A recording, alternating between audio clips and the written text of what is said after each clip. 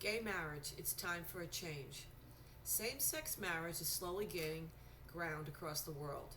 In 5 countries, the Netherlands, Belgium, Spain, Canada, and South Africa, lesbian, gay, bisexual, and transgender people can marry.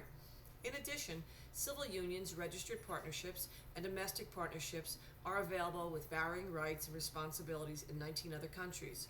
And where is the United States on rights for same-sex marriage? Desperately lagging behind with only a few states allowing the issue of marriage licenses to lesbian, gays, bisexual, and transgender couples. Now, how can the United States of America pride itself on freedom and equal rights for its people if 10% of its population is denied the right to marry? Even when it has been proven that same-sex married couples live by the same set of conditions. Nevertheless, same-sex relationships frequently are treated like strangers in our society, and under the law, even when our current president, Barack Obama, and his cabinet support same-sex marriage. For these reasons, it's time for a change, because denying an individual the right to marry, gay or straight, is simply inhuman. Civil rights are something people have worked hard to maintain over the years, abolishing slavery and treating women equally. Homosexuals couples are no different. For example, when it comes to standard of living, same-sex couples live by the same set of conditions.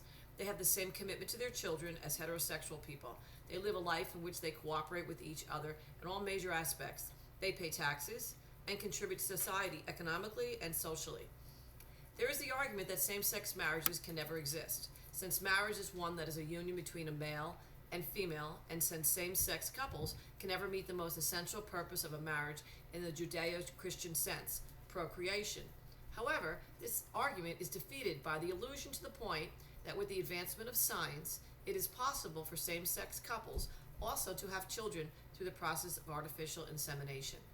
In addition, it is very likely for same-sex couples to adopt children who need homes, where there is currently 100 million children living on the street or born without parents, according to UNICEF.org. For instance, city officials are preparing for rising adoption rates in New York, following the legalization of same-sex marriage on July 24th, the Associated Press is reporting.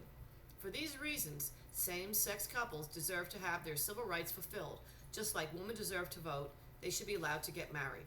Likewise, many say that it's in a child's best interest to be raised by heterosexual parents. Yet, according to census, children growing up in same-sex parental households do not necessarily have differences in self-esteem, gender identity, or emotional problems from children growing up in heterosexual parent homes. For example, there are a lot of children with at least one gay or lesbian parent, says Ellen C. Barron, MD, professor of pediatrics at Tufts University School of Medicine in Boston. She revealed the findings at the American Academy of Pediatrics conference, an exhibition that between 1 million and 6 million children in the U.S.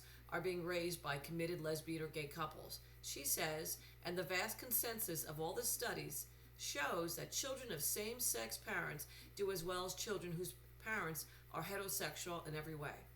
In some ways, children of same-sex parents actually may have advantages over other family structures.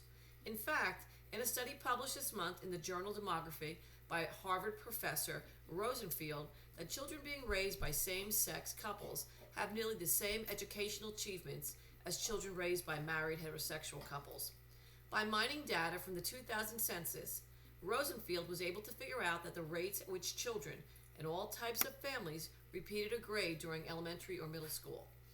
According to his findings, nearly 7% of children raised by heterosexual married couples were held back a year, while only 5% of children living with adults identifying themselves as same-sex partners repeated a grade. Equally important, Rosenfield's study shows that children of gay and married couples had lower grade repetition rates than their peers raised by opposite sex, unmarried couples, and single parents. And all children living in some type of family environment did much better than those living in group housing. Especially those who were awaiting adoption or placement in a foster home were held back about 34% of the time. Furthermore, same-sex marriages are economically beneficial. Namely, the New York City Comptroller's Office issued an updated economic analysis in May 2011, finding that New York State's economy could gain $210 million in the 3 years immediately following the legalization of marriage for same-sex couples. This is due to the taxes paid by immigrating homosexual couples to New York to get married and start a life.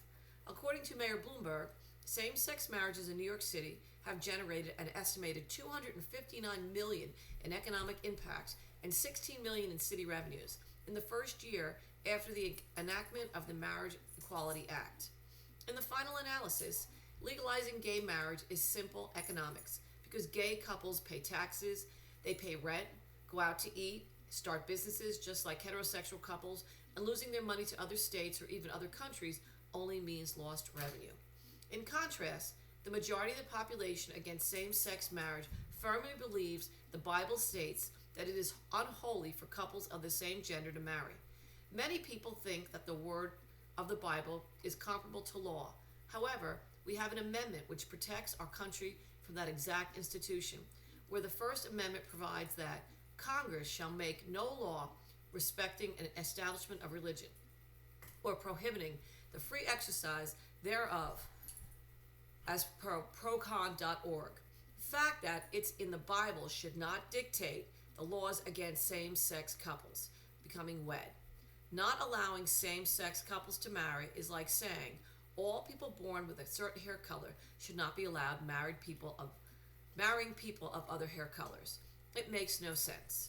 Laws have been changed for all sexes, races, and genders for the same purpose, equal rights. Therefore, it is hypocritical to not allow same-sex marriage to occur when it appeals to a large growing group of people. Yet, there are currently many laws against same-sex marriage. For example, a majority rules position still holds that same-sex marriage is valid and illegal based upon whether it has been accepted by a simple majority of voters or of their elected representatives. Opponents of same-sex marriage, such as the Church of Jesus Christ of Latter-day Saints, the United States Conference of Catholic Bishops, and the Southern Baptist Convention, use the term traditional marriage to mean marriages between one man and one woman, where anti-same-sex marriage activist Maggie Gallagher argues that equating same-sex and opposite-sex marriages changes the meaning of marriage and its traditions. These oppositions not only make it impossible for gays to hold a traditional weddings or enjoy the financial and insurance benefits of marriage, but it puts pressure on states such as California, who once had gay marriage but now has passed legislation, Section 8, making gay marriage illegal. For those of you who don't know, Section 8 was effective January 1st, 2012, as California courts took jurisdiction to dissolve the marriages of same-sex couples who were married in California during 2008. Still, it is hard to imagine that the United States does not have universal rights for its entire people, especially with a pro-gay marriage president. For example, President Barack Obama officially announced his support for gay marriage on May 5th, addressing the issue for the first time personally since Vice President Joe Biden said he is absolutely comfortable with same-sex marriage, and Education Secretary Orrin Duncan announced his support of gay marriage. While feeling strongly about the issue, said the government has to treat all citizens equally. I am a strong supporter not of a weak version of civil unions, but of a strong version, in which the rights that are conferred at the federal level to persons who are part of the same-sex union are compatible. When it comes to federal rights, the over 1,100 rights that right now are not being given to same-sex couples, I think that's unacceptable, said Wagner. I think it's obvious that if it was up to President Obama, that gay marriage would be legalized. However, the issue of same-sex marriage is dealt with on a state level, and it has been a slow-paced transformation for states to give rights to its entire people. For example, Governor Chris Christie recently vetoed the bill from the New Jersey State Supreme Court to legalize gay marriage in New Jersey. Democrats, who control the legislature and have made same-sex marriage legislation a primary goal, accused Mr. Christie of adding another layer of bureaucracy but doing nothing to end separate but equal discrimination against gays and lesbians.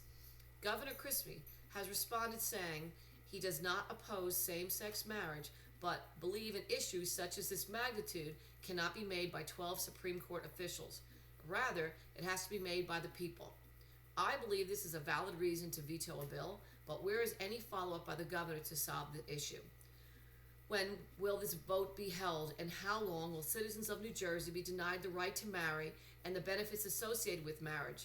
In my opinion, I don't believe anyone knows when elections will be held or if anyone is doing anything to expedite the process. This is just one of the many examples of the United States delaying any sort of change in its attempt to continue to live in the past. In the end, it's time for a change because there is no valid argument to deny same-sex couples the right to marry. Same-sex couples are really just couples and should be treated as such. They are proven to live by the same conditions as heterosexual couples, raising and adopting children, paying taxes, and living normal lives. Yet, they are still treated as strangers in the United States under this legislation, even with our current president supporting the issue. In the end, our federal government needs to take control of the situation and take a final stand to legalize gay marriage because leaving the decision up to the states is not only dividing our country, but it is stripping its citizens of their basic right to marry.